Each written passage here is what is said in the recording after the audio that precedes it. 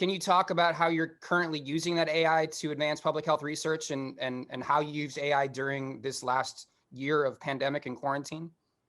So generally, the things we have focused on is how we can use AI to optimize our limited resources. In the case of public health, we have large populations to serve, but limited public health resources or limited number of social workers.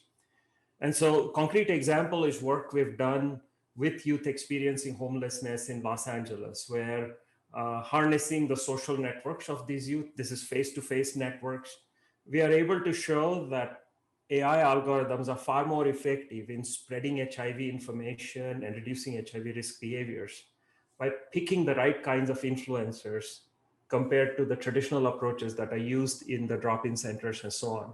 So whereas the kinds of techniques people use is to recruit the most popular youth, what the AI algorithms do is to pick the youth that are more strategically placed in the network, and that results in better outcomes.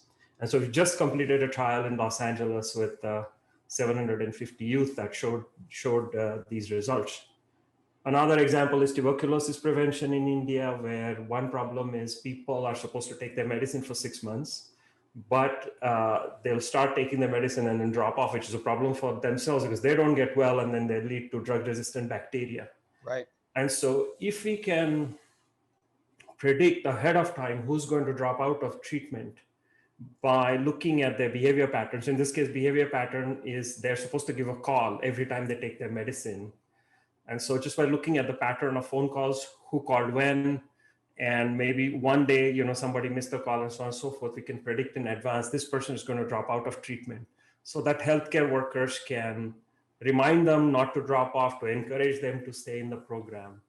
And so that's another piece of work that we've done based on past data. So those are the kinds of things that we've done for HIV prevention and TB prevention.